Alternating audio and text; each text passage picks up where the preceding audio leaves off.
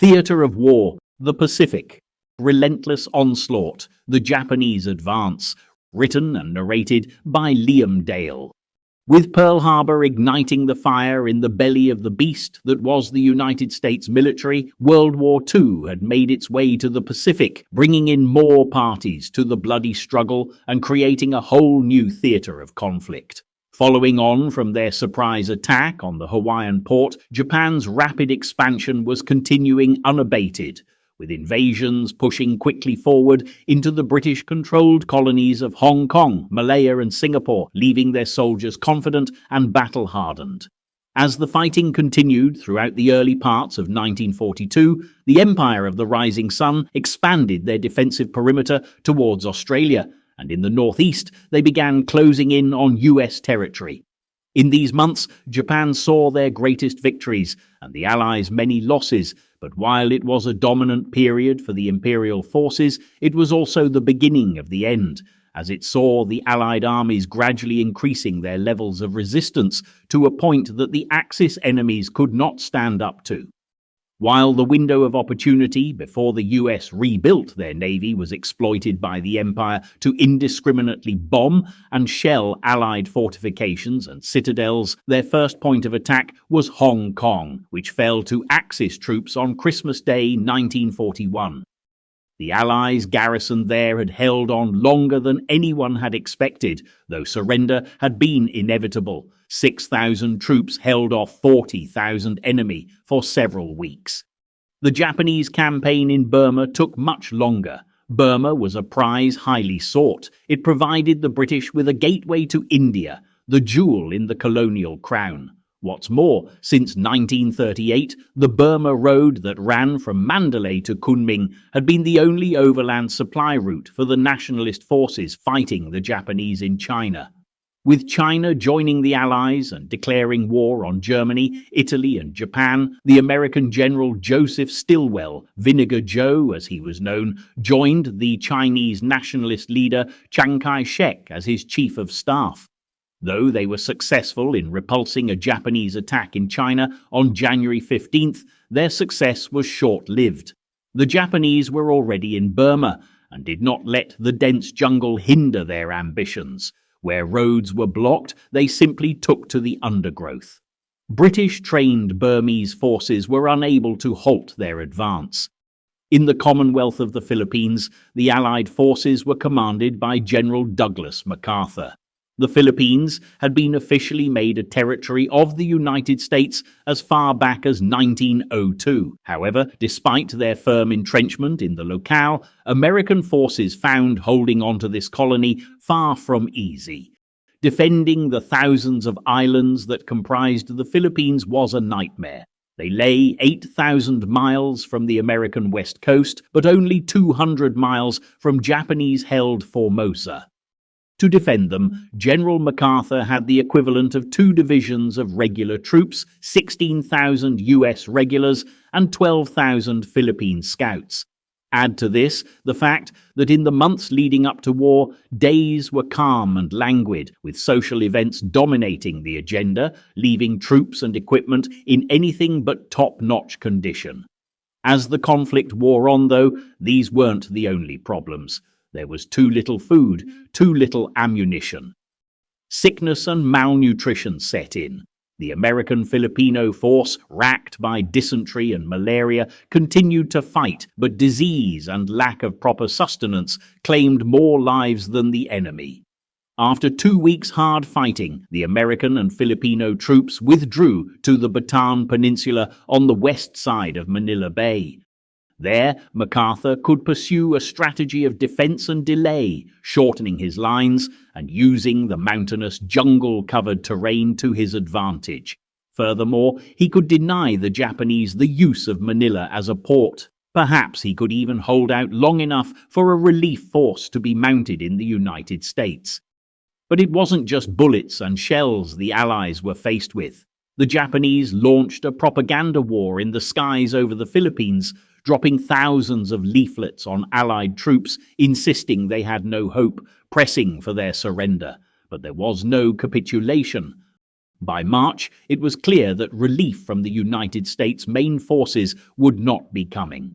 MacArthur was given the order by President Roosevelt to leave the islands and take command of operations in the Southwest Pacific. He begrudgingly complied. Despite this, though, the beleaguered remaining forces held on for several months after MacArthur's departure, with his final words becoming a rallying cry for all those left behind: "I shall return." However, his leaving the embattled island was anything but easy. On March 12th, he boarded a motor torpedo boat under new orders to take command of the communication lines between Australia and America that were now coming under threat. From his boat, MacArthur boarded a plane for Darwin. His B-17 Flying Fortress staggered into the air from Del Monte Airfield, Mindanao, with one engine spluttering. The 5-hour flight took him and his staff over the captured enemy islands of the Celebes, Timor and the northern part of New Guinea. Somehow, they managed to avoid enemy Zero fighters. As they finally reached Darwin, they found that it was under Japanese attack, so they diverted to Batchelor Airfield, about 50 miles away. When they eventually disembarked from the aircraft, a weary MacArthur remarked, "It was close, but that's the way it is in war. You win or lose, live or die, and the difference is just an eyelash." Some US Navy officers had given MacArthur only a 1 in 5 chance of escaping the Philippines. Via the radio airwaves, Tokyo Rose had boasted that the Japanese would capture him, but MacArthur and his family made it out. It was from this new Australian base that he would conduct the next phase of operations. However, the Philippines wasn't the only Southeast Asian battleground to see heavy combat between the Japanese and Allied forces. Elsewhere, imperial expansion had been just as aggressive, fueled by several factors, the most important of them being their dwindling stockpile of oil. These had been cut off by the US when the empire had invaded China, causing potential supply problems in the not-too-distant future. They needed oil to keep the war machine turning, and the best way for them to get it now was to take over the West East Indies, their next target. Japanese troops had first landed in Sumatra early February, and despite a valiant defense by the local populace, along with Dutch and British soldiers, Java fell in early March. Continuing their advance through this region, imperial forces were also making their way across the jungles of Malaya to another important target, Singapore.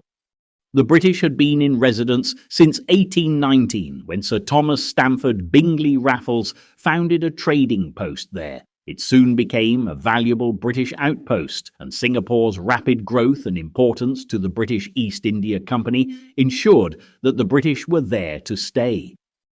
In 1824, the status of Singapore as a British possession was cemented in an Anglo-Dutch treaty that divided the Malay archipelago between the two colonial powers, the British controlling the area north of the Straits of Malacca, including Penang, Malacca and Singapore, whilst the area south of the Straits was assigned to the Dutch.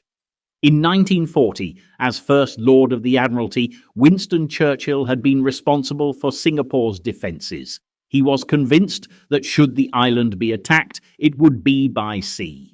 He informed his cabinet colleagues that Singapore is a fortress armed with 5 15-inch guns and garrisoned by 20,000 men. It could only be taken after a siege by an army of at least 50,000. Furthermore, he noted that Singapore was as far from Japan as New York was from Southampton. He thought it impossible to maintain men and munitions over such a distance. He also didn't consider it plausible at that time that the Japanese, who he described as a prudent people, would extend themselves beyond the Yellow Sea and China, where they were already occupied. Surely they would not embark on so mad an enterprise so far from home. Churchill was wrong. To combat the expected sea-based Japanese force, he dispatched 2 battleships, HMS Prince of Wales and HMS Repulse. The Prince was a King George V-class battleship which had a brief but active career, its hand in the sinking of the Bismarck being the highlight of its war service. HMS Repulse was a renowned class battlecruiser, the second to last battlecruiser built. She too had taken part in the chase of the Bismarck. The Admiralty had planned for an aircraft carrier to accompany the two ships, but the action never materialized. HMS Repulse left Singapore in company with HMS Prince of Wales and 4 destroyers to try and intercept the Japanese invasion convoys heading towards Malaya. But their hunt for invasion forces proved fruitless and they turned south. It was at this point that Japanese aircraft were spotted. The fleet was attacked by 86 planes. Without the protection of an aircraft carrier, the ships were very vulnerable. The force the British thought to be an unsinkable deterrent was sunk, leaving the coast of Malaya exposed. General Yamashita could now make a move. His assault on Singapore would be down through Malaya, and as the British had been slow to send troops north from Singapore, Malaya was badly defended. The assortment of untrained pilots and inferior Allied equipment in Malaya, Borneo and Singapore at that time were no match for the Imperial Japanese Army Air Force. Their fighter aircraft, especially the Mitsubishi A6M0, were instrumental in achieving air superiority. It wasn't long before Allied forces began falling back. After a 54-day campaign against Japanese troops, they could no longer hold back the tide, and the Axis soldiers began a steady march that was closing in on Singapore.